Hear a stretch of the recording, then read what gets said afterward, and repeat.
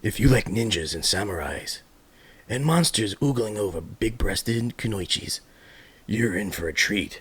Episode number Lucky 13 of the anime aspect. We're going to be talking about Ninja Scroll coming up right now.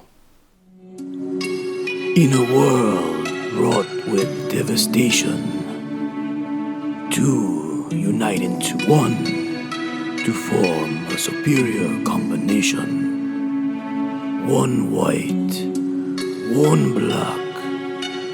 This is their story of the anime aspect. Thank you, everybody. Welcome back to the anime aspect. This is episode lucky number 13, my favorite number.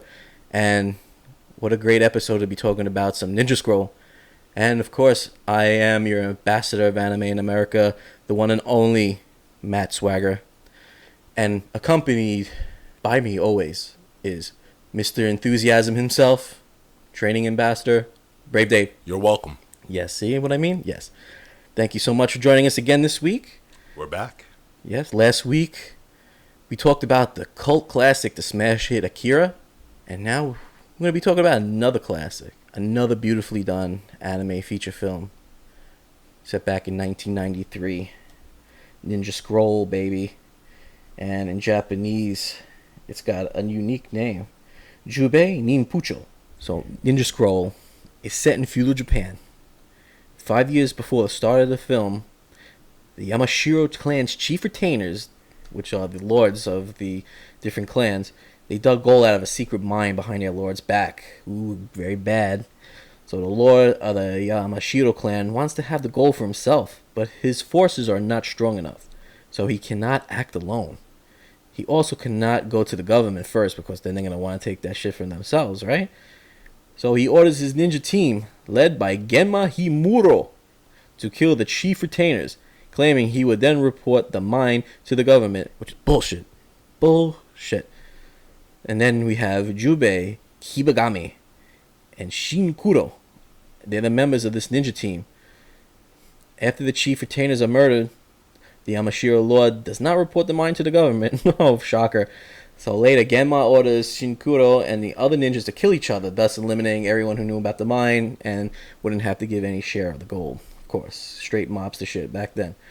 Reluctantly, Jūbē kills Shinkuro, his friend, in self-defense, while the other team members lay dead. While Genma is riding along a pass, Jūbē springs from the snow and cuts that fucking head off to avenge Shinkuro and the others. Jūbē then becomes a wandering swordsman for hire, Rurouni. Hi! So sometime later, Genma is inexplicably able to reincarnate himself, so he learned this jutsu that can't be mastered by humans, but somehow he gets his hands on it, and he's able to grab his head, put his head back on, much like a Wolverine and Deadpool. So he reincarnated himself, and over the next 5 years, he becomes the leader of the demon ninja group known as the Devils of Kimon, who in turn work for the mysterious Shogun of the Dark. So that's really the lord of the house of Toyotomi. And holds a huge grudge against the current government, the Tokugawa shogunate, and wants to overthrow it. So Genma tells the Shogun of the Dark the location of the secret mine. Meanwhile, Tokugawa government spies are trying to determine where the mine is. The Shogun of the Dark sends the Devils of Kimon to protect the Yamashiro clan from the government spies and the government intervention in return for gold from the mine. They make it look as if a plague has killed the villagers, so no one goes into the village, and no one wonders what they're doing while they're digging all this gold up out of the mines and getting that shit prepared to be put on a boat. So the next night, a team of Mochizuku Koga ninja is sent to investigate the plague in Shimoda village, but on their way they're slaughtered. The only survivor is Kagero, our main girl right there, who is captured and is sexually assaulted by a huge stone demon called Tessai. I'm pretty pissed because we have a cool character in Bleach, Tessai. He's Urahara's right-hand man, so it sucks that this guy's named after him, or rather, vice versa. Before Tessai can rape her, however, she is rescued by Jūbē, who blinds him in one eye. That was a dope scene. Kagero continues her mission while Tessai vengefully pursues Jūbē. Tessai ambushes Jūbē, but Jūbē manages to kill him because Tessai has been poisoned earlier when he kissed Kagero during his assault. Not to mention licking the old vag. So that's the beginning. That's the main plot of this, and it just is more epic from that point on. I really like it. What'd you think of Ninja Scroll? I enjoyed it. I'm getting a kick out of a lot of the old school anime. There's something about it that's kind of resonating with me. You know, classic films like Akira, Ninja Scroll, I've always heard these things. And occasionally I will see bits and pieces of them, but never really watched it with any full attention until now. But I enjoyed it. It was wacky, a little strange, some off the wall shit, you know. That's the beauty of anime, baby. And, you know, I dug it. The stuff that I'm seeing from more of the old school stuff is just a little bit more off the rails, you know. And sometimes it works and sometimes it doesn't. I don't know. Yeah. It's all subjective, right? So Exactly. It's all subjective to your taste and what you think. And I just want to clear something up. You know, I do call myself the ambassador of anime in America, and an ambassador is someone that spreads goodwill. And that's what I do. I don't claim to be an expert by any means, because I know I haven't seen every anime that exists. That's impossible. But I have seen a great many in my day, and I still continue to watch.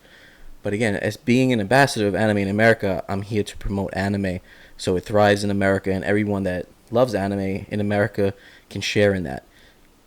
And that being said, this film from 1993 is something that, again, sets the standard for what we're seeing today, believe it or not. Now, if you've seen this film, you can just get a great feel for the culture, how it was back then. Ninja, samurai, ronin, mercenaries. You have that mysticism where you have the demons, the monsters. So someone like me that loves Inuyasha, I said, Inuyasha seems really familiar. I think they borrowed a lot from Ninja Scroll when they created Inuyasha. think so? In what way? I mean, I've only seen, 2 episodes of Inuyasha, so I don't know it as deeply as you do, obviously. But in what way would you say the two are similar to one another? Similar being that it takes place in feudal Japan.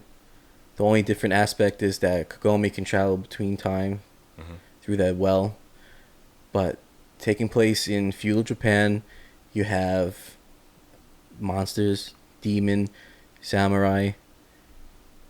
You have that music that plays in the background that gives you that feel that's that old time in Japan with the little drums beating and the weird noises. You know what I'm talking about. And I just noticed that a lot. I said, wow. I said, definitely Inuyasha it stands on its own because completely different characters. I'm not saying this is a parody or a ripoff, but it borrowed elements that made it feel authentic, even though it was wild, because you have a half demon who's a dog demon. His father was the king of the demons. His brother, his half-brother, Sashomaru, he's a full-fledged demon, and you have all these things that go together, and you have a badass villain that can't die, that keeps coming back, that has a group of people at his leisure. And the film, the main guy, Gemma, he has his crew. They all have their special abilities. And that right away reminded me, look, Inuyasha, Naraku made all his incarnations to go and do his bidding for him. And he tricked other demons as well to do his bidding, so he never had to get his hands dirty or put himself in danger. Same thing with this Gemma guy. And I say, this is great. I said, this is why I love Inuyasha so much, because it's borrowed so much from Ninja Scroll in that regard. And that's a testament to Ninja Scroll, how a film back in 1993 inspired a beautiful anime manga in Inuyasha several years down the line. Quick question. Ninja Scroll is also a anime series as well, right? They have a series. Now, how closely related are the two? Is it does it continue on from where that movie left off, or does it just pick up with different characters in a different direction? That I'm not sure. Okay. I have not seen the Ninja Scroll series. and I probably don't want to be disappointed in seeing it, because if it doesn't circle around Jūbē, Yeah. I don't really see a point in it, because Jūbē, that's a hard guy to follow. Right. He's very laid back, like you would see from many characters in that depiction of being a samurai, a ninja. He just wants to mind his own business, but he'll help people in need along the way. Right. Like when you see that monster trying to rape the girl ninja in the beginning, he just appeared out of nowhere. He's just sitting there, and I'm referring to Kagero. I really was not expecting a lot of the sexual Deviant? Maybe, yeah. We're seeing some like borderline rape in this fucking anime. I was like, holy shit! It was rape, because even though they moved the camera away, I believe his tongue was in some places. Right. It shouldn't have been without permission. Right. Of course. And then you find out later that if you have sex with her, you pretty much die. Yeah. So that him doing that actually caused his own death. Right. So it helped Jūbē win, because otherwise Jūbē was gonna get his ass whooped. So that was a really good benefit to him. But yeah, Kagero, everyone fawns after her. She's very beautiful. She wears this very tiny little kimono, and she's jumping around with her sexy legs and everything. And even demons, they want to have a go at her. Fellow ninja. And it gets her in trouble. She becomes a target. And especially she has a death wish, because she doesn't feel that she can give herself to someone, because of the fact that if she makes love to a man, they're going to die, because she's the official poison taster for her village. So her body has so many poisons in it, which makes her immune to poison, which is the great irony there. She can't die from it, but everyone else who kisses her or does the horizontal dance is going to have a good time for a little bit, but maybe they'll die happy. I don't know. I kept thinking the whole time, hey, brother, just wear a condom. That's what I kept thinking the whole time. Like, strap it up. Is that prophylactic? But the best thing about Jūbē, he's such a gentleman. He's honorable, and he considers her a very close friend. Right. And of course, they had feelings for each other. And once that little shithead monk guy told her the secret to counteract the poison that he baited him with to actually get him to work for him, which was such an underhanded thing. That reminded me of Naraku so much. Was he supposed to be like a mage or something, or what was like his role? He's like a monk. He has like that monk staff. Yeah. So much like Moroku in Inuyasha, he would carry on the same kind of staff like that. He was a monk, pervert monk. I like Moroku. I like his character though. Like I think good. He brought some like levity to the plot. Because a film like this could easily just been very dark and kind of mundane, but I felt like they did a pretty good job of trying to balance the two. They did. He was definitely the comic relief, but he was very sinister in his shit. No, of course, yeah. You could never really. You weren't sure when you could trust him. All you were sure of, there was a point, or there is gonna be a point where he's gonna lie to you. You know what I mean? Like he kind of remind me of like a very Paul Heyman type of character for all my wrestling fans. He had all his pieces in play. He was always 2 steps ahead. Right. He had everything figured out. Right. Before it even happened. Right. Yeah. It was incredible. He must have been just watching everybody. He has a lot of what they call strange techniques, jutsu, and what they mean by strange in Japanese is that they don't know what the jutsu is. They never seen it before, so they call it a strange jutsu. Right. He can turn himself into tree branches and camouflage himself. He can stretch his limbs so he can reach places and be hidden. And I really dug it for something so long ago to have that kind of imagination, which is now bringing those ideas forward into the present day with shows like Naruto, again, Inuyasha, Bleach, Yu Yu Hakusho, all these anime you can get that from. And he was clever.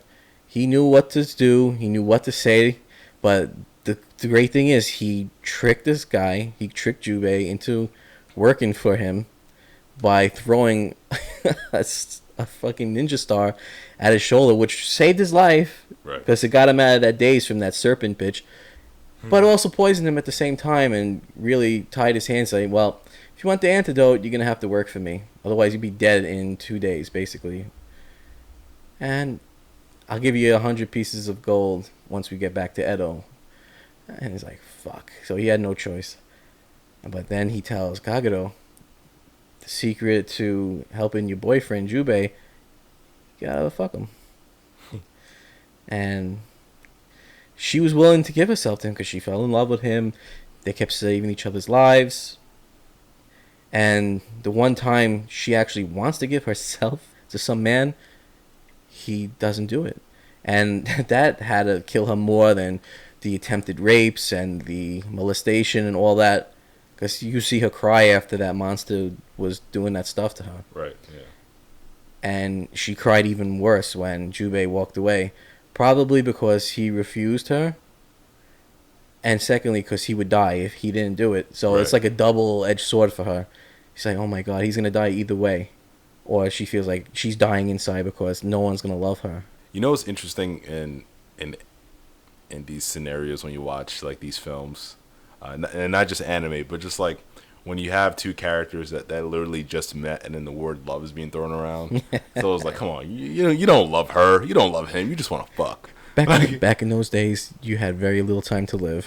Hey, listen. You probably lived maybe 20 years top. I'm not knocking the guy, you know, hey. I mean, get it in. But it reminded me of the first Thor movie, the romantic relationship between Thor and Jane Foster. Yeah. And they've literally known each other for probably like 36 hours. I know, they were just instantly attracted to each other. Like, oh, I love her. I'm like, motherfucker, you just want to fuck. Let's keep this shit real. She talked to me in a way that made me feel, wow, she is powerful. I want to shove my mighty hammer up inside her holster. I don't know. I just always think it's interesting the way, you know, characters fall for each other. I know, because being that it's a film and not a series, you didn't get time for him to build that up. Yeah. Kind of like Moroku and his little side wife he got in the show. The guy who was just banging the other chick. He was the Chamberlain. Yeah, when she was talking to him and he's just banging her out from doggy style. I love that scene, man. My man was like, I'm not gonna stop what I'm doing, but you can still talk to me right now. So let me know what's going on. The Mochizuki clan's Chamberlain. Yeah, so that was the Chamberlain. That was a great scene. Oh man, I tell you, the 8 Devils of Kimon. That's who Gemma is in charge of. They all felt very familiar. Yeah. Everyone had a special ability, but they were all easily defeated by Jūbē. Like, ridiculously easily defeated. Even by each other. Like, the one guy with the wasp, he practically got himself killed because he jumped in the water and he has a hive built into his body. Yeah. Is that smart? No. So you died. The other one with the snakes, the other guy that was practically, he was banging Gemma. I guess he was bisexual, so they touched on that back in then. And even they considering it in those times, there was bisexual relationships, homosexual relationships, whatever it may be. So that they touched on a lot of elements in this film, and it was like a breath of fresh air. It was very natural. It wasn't in a way that was demeaning. It's what it is. Hey, this is normal. This is what's accepted. And this is back in 1993. They were doing this in Japan, and well, I don't know if it wasn't demeaning, but but I know what you're saying. It wasn't in the film. It wasn't demeaning. They're just talking. Well, I know that one girl was making fun of him because she was loving him, right, but she was banging the other villain, Benny Sato. That's the one, the snake girl. Yeah, she was banging Gemma, and so was the other guy. Yeah, and the other girl wasn't too happy because her love wasn't reciprocated, so she threw that up. Oh, I'll make sure to tell Benny Sato to tell Gemma that in bed later. Is that all right with you? Oh, yes, it's fine. So there's a lot of hostility and all that shit. But yeah, I really enjoyed watching Ninja Scroll. Yeah, it was fun. I mean, what did you think about the action? The action was top notch. It's anything I expected from a film of this magnitude. A lot of action, a lot of lines, the blood just spilling like it's rain, and you hear it. And when I saw the when I was watching the action scenes and he was like slicing up his foes and the way you saw the blood splatting out, I was wondering if that was one of the earlier animes that actually inspired that whole the way blood is treated in anime. Like I'm not knowledgeable of anime enough to know that, but you know, in movies like, you know, Kill Bill, when they reference a lot of anime, and in a lot of ways, Kill Bill is like a live action anime, especially the way they treat blood in that film. oh yeah, But I just thought it was very interesting. I consider that a great tribute to anime and to I love that foreign film in general. Yeah, I really love that movie. It was a great film. Top notch. Yeah. I enjoyed every fucking Kill Bill movie. And Mr. Carradine, R.I.P. Thank you so much for being in that film. That guy went out the best way, man. Thank you, Kwai Chan Kane. Yeah. But yeah, like I really dug the action. Now, one thing I always like to bring up whenever we do one of these podcasts is the artwork. Like, you know, I'm a big fan of draftsmanship. Yes. You know what I mean? So what did you think about the art of the film? Like the aesthetic? It had that old feel to it. Yeah. That rustic, gritty, well detailed, well done animation. And that's what I love. I love that.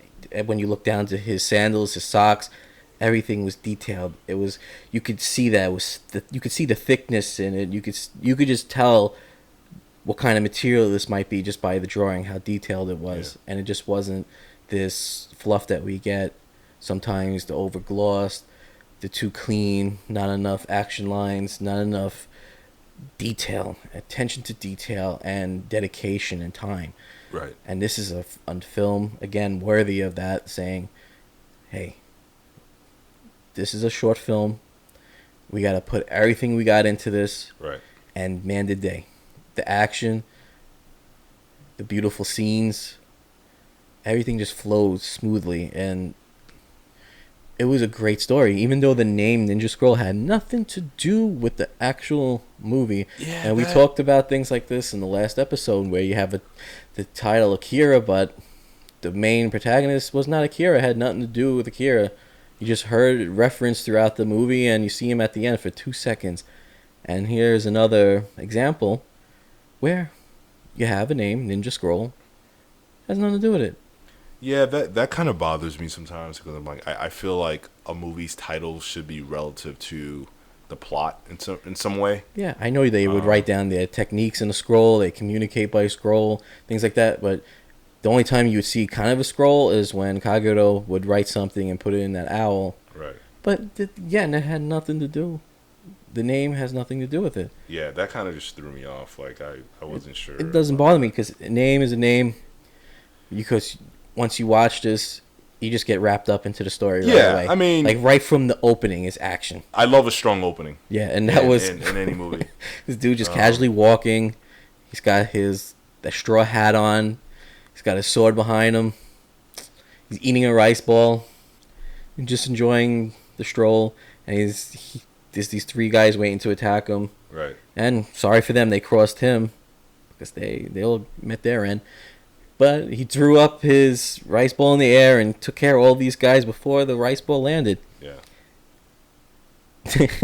That's the shit I love.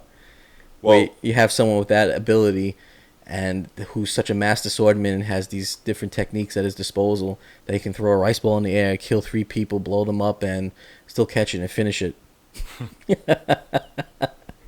know, I brought up the art before, and when we think about anime, and we had this discussion a few episodes ago when we talked about like anime art and manga, that kind of stuff. Yeah. Like I was expecting, you know, the characters to have like the V-shaped chin, the big eyes, that kind of stuff. Yeah, this is more of a traditional older. Yeah, I like that. I was really surprised that it doesn't have that, like when you the big eyes and everything. Right? Yeah, I mean, because even though like the artwork in anime can be very different from each other. Yeah, can be very diverse. Most people have an idea in their minds about what they think anime looks like. So I was kind of surprised, like, the artwork didn't reflect of what we actually know about anime. Again, with the big eyes, the V-shaped chin. Maybe I think the chins were probably the only thing that was, I would say, closely resembled to what we are more familiar with anime in terms of like its tropes. Yeah. But the eyes, No, they were more narrow. Right, yeah. More like a regular human being. Right, yeah. And more fitting in with their demographic. Right. Actually. Yeah. They still didn't look Asian. Right. Maybe a very small few, but they in a way, it kind of reminded me of Akira a little bit. Yeah. Because even Akira, they didn't really have like the big eyes and that kind of stuff. No, but everybody did look the same in Akira. Here, everybody was distinctly different, and it was. I've always had a problem with Akira with the fact that, like, all right, so you have the guy in Akira who's like the bartender who looks almost, to me, looks exactly like the fucking general. Yeah, exactly. You know what I mean? Like, and Tetsuo and Kaneda look exactly the same. A lot of them look very much alike, yeah. And then when Akira looked a lot like, I think, Tetsuo when he was a kid. Yeah.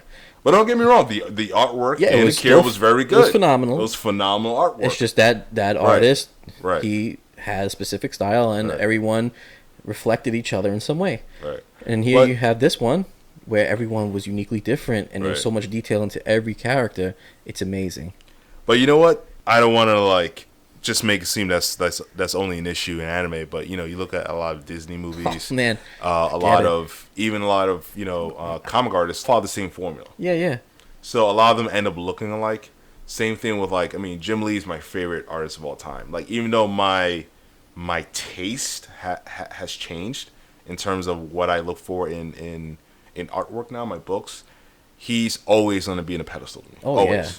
Yeah. Always. He was the most impactful artist throughout my entire life. He brought the comics to TV for me. Right. When he did X-Men. Right. So he always has a special place in my heart for that as well. And then especially when he went to DC, taking care of Batman, Superman. Yeah. Please, I haven't seen really anyone do it better. Right. And he's the reason why I picked up a pencil back in the early 90s. I mean, but you look at the way he drew his women, and again, a lot of them shared a lot of the same features. Yeah. Storm and Rogue looked exactly the same. Jean Grey. Yeah. I mean, big the only breast, thing nice ass, and big wavy hair. The only thing that really differentiates them is the hair color. Yep. Or like the hairstyle.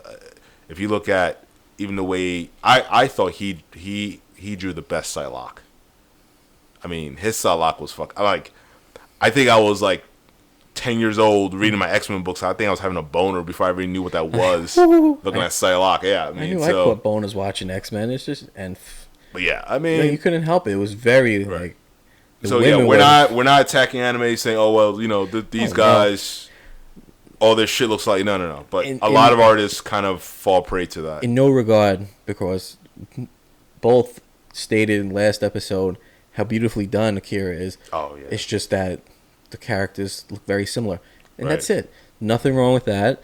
And you have differences in artists over the years. You have a few years later, you got artists in Ninja Scroll. Everyone has a different take on their art style. Right. This artist happened to put a lot of attention into detail into his designs and his characters, because this is a film that warranted that. It needed it in there because you had such fast moving action. You needed these characters to stand out in a way. Like Akira is very slow paced. It's very much revolved around talking and letting the suspense build up to see what's going to be happening at the end. In Ninja Scroll, you don't have much time because this dude's about to die and he has to go and settle a score with someone he killed that came back to life. Right. And you have a lot of action. This is what you expect from a film like this. Yeah, two completely different stories with different approaches. Absolutely. And there's nothing wrong with that. Like sometimes I like to watch something that's a bit slower, that's a little bit more methodical. And then there's going to be times where I want to watch something that's a little more fast paced, To each their own. And listen, whatever approach you take, it has to make sense for the story. Yeah. That is the most important thing. Yeah, absolutely. Kira, everything worked for them. That's the style. That was the environment. Those characters. Everyone they fit their role, and you could still tell they were different by the subtle differences in hairstyle and different characteristics, but they were still similar in a way. And now you have Ninja Scroll. Different story, different characters, different artists. Right. And that's what's great about anime. And so we said from day one, and we're going to say over and over again, the diversity between the animators, the writers, and the different types and categories of anime and the styles, it's going to have a wide variety for everyone. You're going to have a show and a manga for you, no matter what your taste and style is. You're going to see something that attracts you to it. You're like, wow, this looks nice. And that's what I remember about looking at the cover art for Ninja Scroll, looking for Akira. Like, this catches your eye just by looking at an image. You're going to want to see it. You're going to want to read it. And that's what these two films do. They're a great example of that. And that's why we took the time to talk about them on these episodes. Right. Because they do deserve the attention. You have to appreciate the past to move forward and appreciate the present and the future. Because without the films like these, you would not have the anime shows and manga you have today. You wouldn't have your One Punch Mans. You wouldn't have Dragon Ball Z. Dragon Ball, for that matter. So I have Ninja Scroll to blame about having One Punch. No, I'm playing. I was just trolling you, motherfuckers, man. Troll, you are the biggest troll, Dave. Yeah, I am, man. Brave Dave. Brave Dave. Enough said. Yep. He's got a parachute on. Don't worry. Yeah. If you haven't seen Ninja Scroll, pay the past some respect. See Ninja Scroll. You're going to see a lot of your anime that you watch now in that. But again, they took it from Ninja Scroll. But you're going to see how closely related animes are. You're going to see that everyone borrows elements from each other. And the richness, the attention to detail, you can still see that in some anime today. Not as great because of production cost and things of that nature. But you're going to see your anime in Ninja Scroll. Guarantee it. Are you a big fan of like the feudal Japan stuff? I love that. Watching that again, it makes me just realize even more how I would love to have lived in that time and to have been a samurai, to live by the Bushido. And the way of the Bushido. The way of the Bushido. I would love to have I swear I'm not from this time. I must be a reincarnation of someone because I feel a closeness to that. Well, you would have really stood out back in feudal Japan. Well, as in this form, sure. Yeah. But if I was in the Japanese form, yeah, I would be all right. Well, and you haven't watched like a lot of like live action samurai flicks, right? I've watched some. I've watched because I was surprised movies with my father. What is that one? The very famous one, the Five Deadly Venoms. Yes, that's one of them. Yeah. And my father was a big fan of martial arts films, especially Bruce Lee, and I think I've seen every Bruce Lee movie there is. All 4 of them? Yes. There's not that many. I know. Just wanted to make it sound grand. Okay. Yeah, I was surprised last week when we brought up Shogun Assassin, aka Lone Wolf of Cub. Yeah. There is about 5 films within that series. I actually own all of them. I mean, you're more than welcome to borrow them. Those are some great films. If you're into like samurai shit, ninja shit, feudal Japan, those are some great movies. Also check out there's like Twilight Samurai. There's a lot of great samurai films. I would have you check out The Last Samurai with Tom Cruise. It's on my shelf. Beautiful film. I'm not making fun. I really loved that film. No, that's actually a great film. Loved it. The only issue with that film, it's not really the issue. It's one of those stories that's been told before. Pocahontas, Dances with Wolves. Yeah. Even Avatar borrowed a lot of elements in those films, but it's still a great movie. I own it. Great, because how he was, that's how I feel. Right. That he was able to be accepted into that life, that lifestyle, that village. He had to work hard, even though he was taken as a prisoner. Right. He worked his way into their hearts and into their respect. And the guy that closely reminded me of Vegeta, who was the one that was always beating the shit out of him with the kendo. Yeah, he was a badass. I love that guy. And they were like best of buddies at the end when they're fighting together in that last stand. Loved it. That would definitely be me. If I was Tom Cruise, I would have jumped ship and go to that village. Yeah. Oh yeah. No, that's a good movie. And then at the end, it's beautiful. He went back, and that's certainly I would have did the same. Yeah.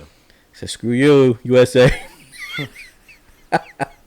I'm going home." It's a great film. There's also I've watched it several times. I have it on DVD. It just really hit me in the feels, and Tom Cruise was really great in that film. Did you ever watch Harikiri? Sounds familiar.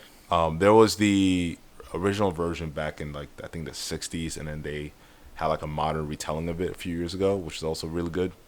Yeah, it sounds familiar. I don't know. Yeah, I've always been really big into the feudal Japan stuff. I love those movies. I love it, and any anime that has to do with feudal Japan, and samurai, and ninja, bushido, demons, yokai, all that great stuff. Love it, especially when they have that music in the background. Oh, I love it. It just it sets you in the tone like this is the old timey times, and expect to see the great shit like the sliding little doors with the rice paper window. Oh, I love that shit. I wish I could live in Japan and have that kind of home and set up. I would be so happy. I tell you. Would you know? I would be.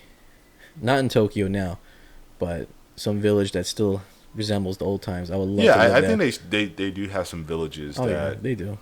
Still adopt that old I style. would love it, man. Please. Peaceful. You do good day's work. Go home, enjoy. You have your beautiful wife cook for you. Come greet you at the door like a good wife should and say, "How are you? How was your day?" And sit down, eat together, and just have a peaceful life. Sounds great. Wishful thinking, but maybe one day. Maybe one day. Maybe one day, Matt Swagger will visit Japan. That's always been something on my list. I just need to have the money to do so because it is expensive. Yeah, it is. But it is. Definitely, if I ever have the funds, the first time I'll leave this continent will be to go to the great country of Japan. I've never been that big on traveling, but Japan has always been one of the few places that I've always wanted to visit. Yes. I grew up being a big movie buff, and I would love to watch Japanese films or any films that involve martial arts. But yeah, that's always one of the few places that I've always wanted to visit. I know if I go, I would feel so much at home. I probably wouldn't want to leave, but I need to go and experience it for myself. As much as a culture shock it might be, I need to go, and I need to be where anime was born, where martial arts comes from. I know it's really has its roots from China with Kung Fu. Yeah. But still, it does. Yeah, it does trace back to China. Even and so, then, I prefer Japanese. And then it kind of went to I believe Okinawa, right? Yes. Yeah.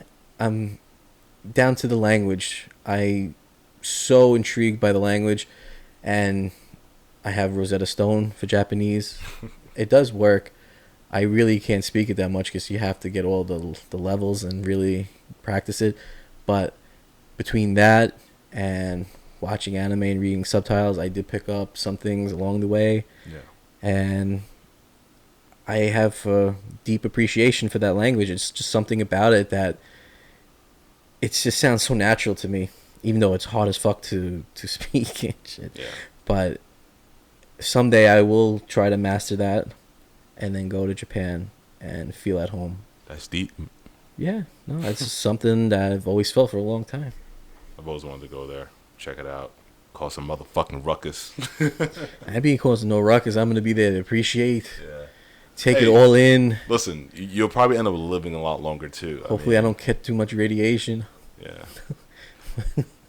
Get more from the cell phone, but I won't go in the areas where that meltdown was. Yeah, that was pretty. I know that was devastating. Was that already 5 years ago? I think so. And something else happened there recently too. I know. Right? I can't. Please don't ruin the country that I love so much that I've never been to. Please. Yeah. No, please take care of your stuff over there. Preserve anime. Preserve your culture. Don't get too westernized. It's not good. too late. I think I know they went beyond what we're doing now. I know. But Think about never this. never They forget create your all the past. shit. They literally create all the shit that we end up buying anyway. I know. Think about it. They Like, get everything before we do. yeah, Because they're the ones that fucking make make it. it. The PlayStations, they probably had the Nintendo NX out Yeah. already, whatever it's really going to be called. All Listen, the awesome games. Listen, cars, video games, these fucking tablets, all this shit. I mean, they fucking created. Dude, they this have stuff. vending machines that sell used panties and bras. I thought you were about for to say them. used condoms. I'm like, I don't know if I have a need for that, but that's still a good option. I like to know what is available to me. Yeah, no, I'd rather pull out than put a used condom on. I don't, you know. Are you sure? Depends on how the person smells and looks. Jeez. Yeah, we're gonna have to take that out. Oh man, that's funny. Wah, wah. That's I went funny. the low road. Yeah. When you go low, I go high. Thank you, Hillary and Michelle Obama. Overall, it was a fantastic anime film. Definitely one of the, landmark anime films, as we said about Akira. Ninja Scroll, again, I've been hearing about this movie for well over 20 years. Living in America, when people really started to talk about anime, you would hear things like, oh man, it's rated R. They're doing some rated R stuff. I mean, it's bloody. They have like sex scenes. Like, these are the things that you would hear like people talking about when they discuss anime. And I think this is one of those films that represents what people were talking about. Yeah, exactly. Like the nudity, the blood, right, the sexual, right, the violence. Scenes and, yeah, but all right, let's say cool, it brings the realism again. Same thing with Akira. It brings the realism of the world into the anime, into the cartoon itself. Right. Yeah, it could have did without the naked scenes and stuff like that, and those rape scenes. It can make people uncomfortable, and you wouldn't want to watch this in front of young children, of course. No, this is not something that's for kids. And then we're not saying that. It's relative, This is definitely adult oriented. It adds a level of appreciation to it because they do include it and they do it in a tasteful manner, and it's not something that's demeaning to women at all. I don't believe so, because it shows that there's bad people that want to do bad things to women because they think they can, because they're strong and they think women are weak.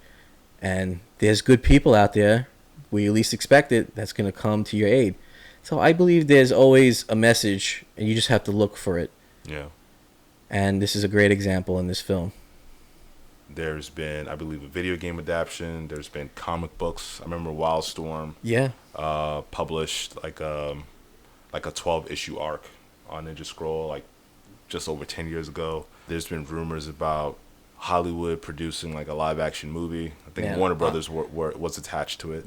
I'm so behind if they can do it right, and if they have someone like Tom Cruise in it, because how he was in Last Samurai, I really think that he would be. Well, I don't think he would work. Well, I think he could. But you see, this goes back to what we were saying before. Is this character Japanese? Is he white? Like, I'm assuming this character is supposed to be Japanese, so yeah, Tom Cruise wouldn't make any sense. Well, if they have a part for him, let's just say. Yeah, the last thing that guy needs is more work. He's fine.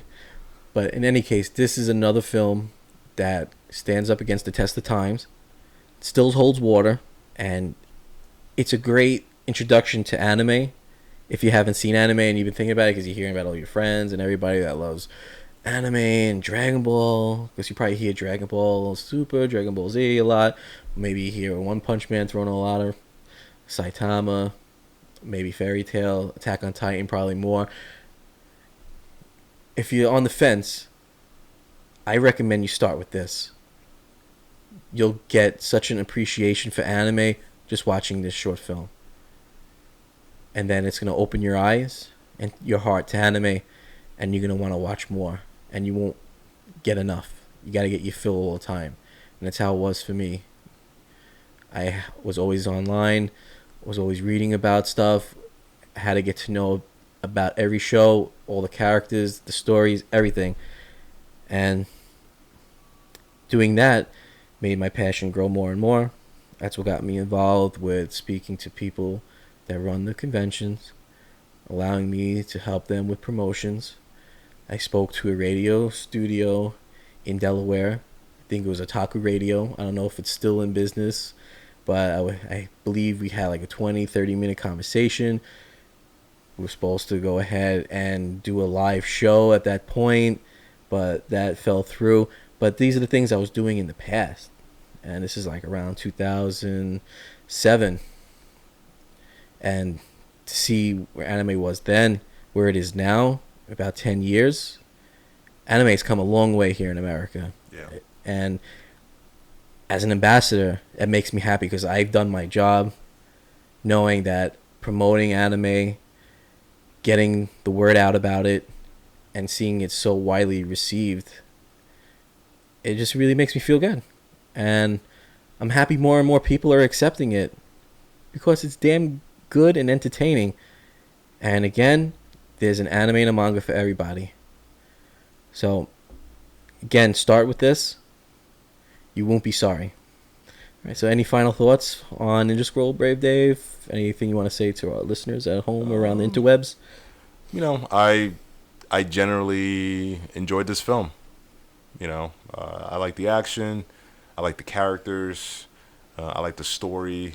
You know, the story wasn't like overly complicated or anything like that. It was pretty simple, easy to follow along.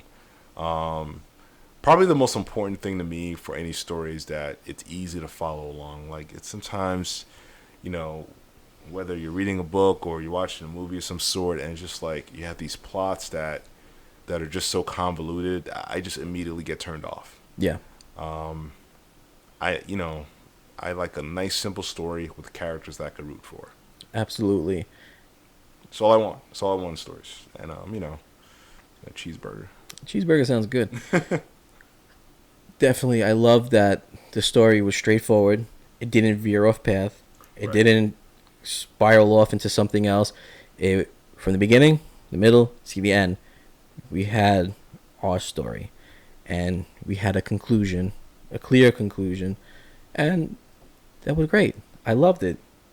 You couldn't ask for anything more from this film. It had everything in it. Again, it's not perfect, and no anime is. No film is. Ever. Nowhere anything is perfect. But this comes close to perfection. And that's my thoughts. If you haven't seen it, and you do see it, just let us know what you thought of it. If you haven't seen anime at all, and this is your first time watching an anime, did it open your eyes and your heart to anime? And if so, how? We'd love to hear about it. Maybe we can talk about it on another episode. Right. But that's our episode, and really enjoyed it. Thank you so much for being with us. And next time, episode 14, we're going to be speaking about another classic, Samurai X. So, for Brave Dave, I am Matt Swagger, and we're going to see you next week for the next episode of The Anime Aspect. Peace.